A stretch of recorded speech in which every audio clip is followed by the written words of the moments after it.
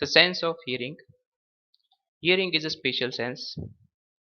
Hearing is important for language, communication, and localization of unknown sound sources. Objectives. At the end of the lecture, a student should be able to understand the functional anatomy of ear, various parts of the ear like external ear, middle ear, internal ear, and their functions.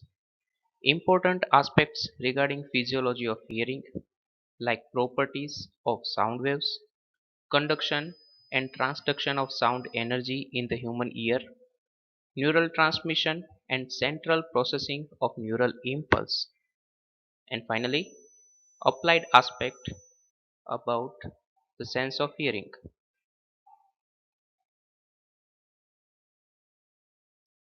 In this first part of the lecture, I am going to teach you about the functional anatomy of ear, various parts of the ear and their functions. For hearing, the sound waves they have to pass through the three subdivisions of the ear, which are external ear, middle ear and internal ear. External ear, it is the outermost part which includes pinna and external auditory canal. It extends from auricle up to tympanic membrane. Middle ear is the rectangular cavity which extends from the tympanic membrane up to inner ear. Inner ear is the innermost part for the hearing, which includes vestibulocochlear apparatus, which contains receptors for the transduction of the sound energy into the neural impulses, which are carried by the 8 cranial nerve, vestibulocochlear nerve. So, for the hearing sound, it must pass from the external ear, then middle ear, and finally transduction occurs in the inner ear. External ear consists of pinna and external auditory canal. Pinna or auricle. It consists of single convoluted plate of elastic cartilage which is covered by skin. The function of the pinna is it collects and reflects sound waves into external auditory canal, and it is helpful to localize source of sound. Either the source of the sounds they are in front or behind. In some lower animals, pinna can be moved in the direction of the sound waves. External auditory canal. External one third is the cartilaginous portion. Internal two third is the bony portion. Main function is the secretion of the wax and oil which prevents growth of the bacteria in the external auditory canal. External auditory canal it prevents damage to the tympanic membrane from the foreign body, insects and pointed objects. Middle ear is six-sided air-filled rectangular space in the petrous part of the temporal bone. It contains roof, floor, lateral wall, medial wall, anterior and posterior walls. In this figure we can see the lateral wall which is formed by the tympanic membrane. Medial wall we can see two opening oval window and round window. Roof it separates middle ear cavity from middle cranial fossa, and on the floor it is separated from a thin plate of the bone with a jugular bulb. Lateral wall is formed by tympanic membrane. Tympanic membrane is a curved membrane with a convexity directed towards the middle ear cavity and concavity directed towards the external auditory meatus. In the central part of the tympanic membrane, there is attachment to the handle of malleus and tip of malleus, which produces point of maximum convexity in the central part, which is known as umbo. Walls of middle ear and structures related to them. Here in this both the figure we can see the simplified structure of the rectangular middle ear cavity. Tympanic membrane is present in the lateral wall of the middle ear cavity. This is the medial wall of the middle ear cavity which shows two opening oval window and round window. Oval window is closed by footplate of stapes and round window is closed by secondary tympanic membrane. In the anterior wall, we can see two openings. One is for the tensor tympani muscle and other is the pharyngotympanic tube. The pharyngotympanic tube is also known as eustachian tube, and through eustachian tube middle ear cavity it communicates with the pharynx. This is the posterior wall. Here also in this figure this is the posterior wall. In the posterior wall through editors, middle ear cavity communicates with the mastoid air processes and pyramid-like structure. It provides attachment to the stapedius muscle. In the roof, a thin plate of the bone, tegmen tympani, which separates the middle ear cavity from the middle cranial fossa, and in the floor, middle ear cavity, it is separated from the jugular bulb and the carotid artery. Communications of middle ear cavity through the eustachian tube. Middle ear cavity communicates with the pharynx anteriorly. It equalizes pressure in the middle ear cavity. It opens during chewing and swallowing movements. In diseases like sore throat and congestion of pharynx, it can close opening of the eustachian tube in the pharynx, which can decrease the pressure in the middle ear cavity. That's why discomfort in ear is commonly seen in patients with sore throat. In the posterior wall, middle ear cavity communicates with the mastoid air cells. Structures present inside the middle ear cavity. There are three ear ossicles and two muscles. Three ear ossicles present in the middle ear cavity. They are malleus, incus, and stapes. Malleus.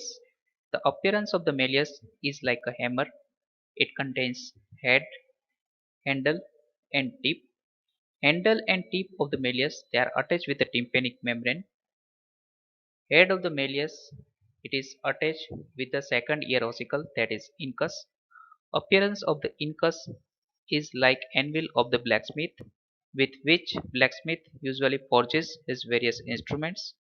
Incus contains body, short process, and long process, and with the lenticular process it articulates with the stapes. Appearance of the stapes is like stirrup. Stirrup is support for horse rider's foot. Stapes contains head, anterior and posterior crus, and footplate of the stapes. This footplate of the stapes is attached to the oval window. Muscles present in middle ear cavity.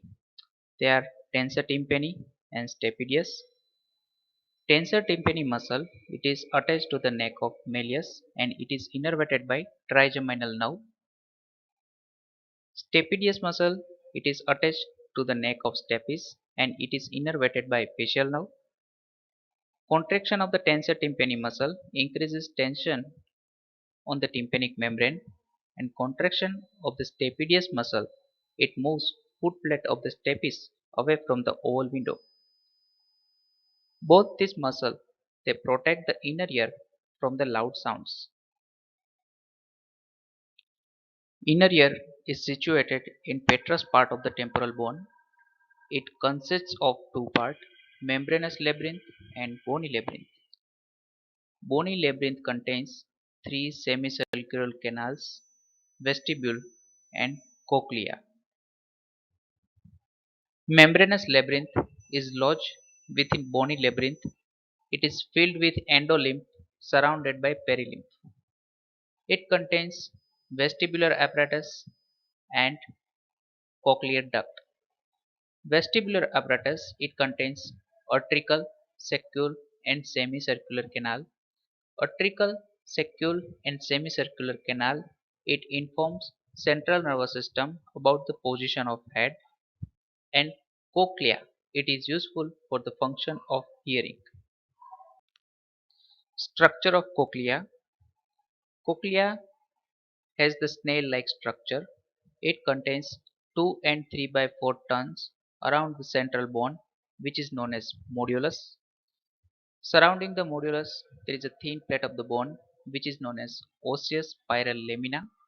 This osseous spiral lamina, it divides the cochlea completely and it gives attachment to the basilar membrane. Basilar membrane and rhesus membrane. It divides the cochlea completely in three compartments: scala vestibuli, scala media, and scala tympani. Scala vestibuli and scala tympani, it contains perilymph, and composition of the perilymph is similar to extracellular fluid. Scala media, it contains endolymph, and composition of the endolymph is similar to intracellular fluid, which contains more amount of potassium and less amount of the sodium. Scala vestibuli, it is closed by foot plate of the stapes, and scala tympani, it is closed by secondary tympanic membrane at the round window. Scala vestibuli and scala tympani in the cochlea, they contain perilymph and they communicate with each other at the helicotrema. Perilymph in the scala tympani, it is drained by the aqueduct of the cochlea in the subarachnoid spaces. This is the cross section of cochlea. Basilar membrane and rhizinous membrane, it divides the cochlea in three compartments: scala vestibuli, scala media, and scala tympani. This is basilar membrane with the medial attachment to the osseous spiral lamina, and laterally it is attached to the spiral ligament. Rhizinous membrane, on one end it is attached to the limbus, and on the other end it is attached to the upper margin of the stria vascularis. In the cross section, scala media appears triangular with rhizinous membrane, basilar membrane, and this third wall, it is formed by the stria vascularis. Stria vascularis synthesize and secrete endolymph in the scala media.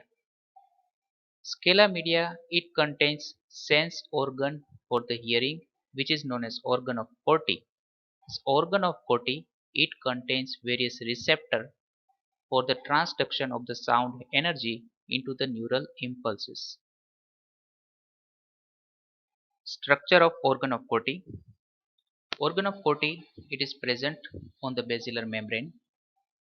In the central part of the organ of Corti, it contains pillar cells or rod of Corti. The space between the rods of Corti, it is known as tunnel of Corti, which contains perilymph. Various receptor cells present in the organ of Corti, they are known as hair cells. There are two types of the hair cells, they are present in the organ of Corti. They are the outer hair cell and the inner hair cells. Outer hair cells, they are more in number. About 20,000 outer hair cells, they are present in human ear, and 4,500 inner hair cells, they are present in our ear. Inner hair cells, they send sensory information through the afferent fibers of the cochlear division of the vestibulocochlear nerve, and the outer hair cell, they detect the presence of the sound and they modulate the function of the inner hair cells. Various supporting cells, they are also present in the organ of Corti. They provide support to the various structures present inside the organ of Corti. Inner phalangeal cells, they provide support to the inner hair cells, and dater cells, they provide support to the outer hair cells. Tectorial membrane, it is a thin and stiff membrane which is present on the uppermost part of the organ of Corti. It is made up of glycoprotein. Hair cells, they are the auditory receptors present in the organ of Corti. They have a body and the uppermost part which shows thin finger-like processes. They are known as stereocilium, and the longest process is known as kinocilium. The hair cells, they receive two type of innervation: afferent innervation and efferent innervation. Afferent innervation, through the cochlear division of the 8th cranial nerve, it sends sensory information. These fibers have cell bodies in the spiral ganglion. About 27,000 fibers in first order neurons they are present. So each hair cell it is supplied with more than one fiber.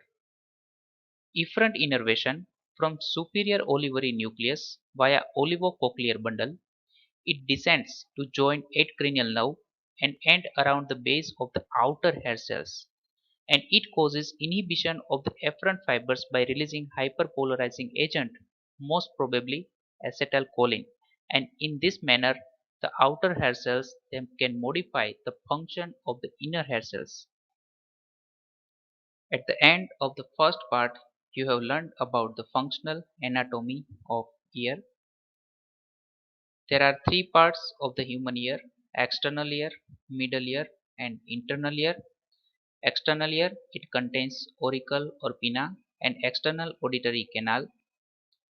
Tympanic membrane it separates middle ear from the external ear. In the middle ear there are three ossicles: malleus, incus, and stapes. They transmit the sound from the external ear to the internal ear. In the internal ear there are two parts: vestibular apparatus and cochlear apparatus. They are present in the petrous part of the temporal bone. Vestibular apparatus they serve the function of the equilibrium, and cochlear apparatus they are useful for hearing. This is the cross section of the cochlear duct. Upon cross section there are three parts that can be observed in the cochlear duct. They are the scala vestibuli, scala tympani, and scala media. In the scala media, sense organ of the hearing is present and it is known as organ of Corti. Organ of Corti, it contains receptors that convert the sound energy into the neural impulses. There are two types of the hair cells: inner hair cells and outer hair cells. Inner hair cells, these are the receptors, and outer hair cells, they detect the presence of sound and they can modify the activity of inner hair cells. Upon stimulation of the inner hair cells, they convert the sound energy into the neural impulses, which is carried by the cochlear division of the vestibulocochlear nerve. In the next lecture, I am going to teach you about the physiology of hearing. Thank you.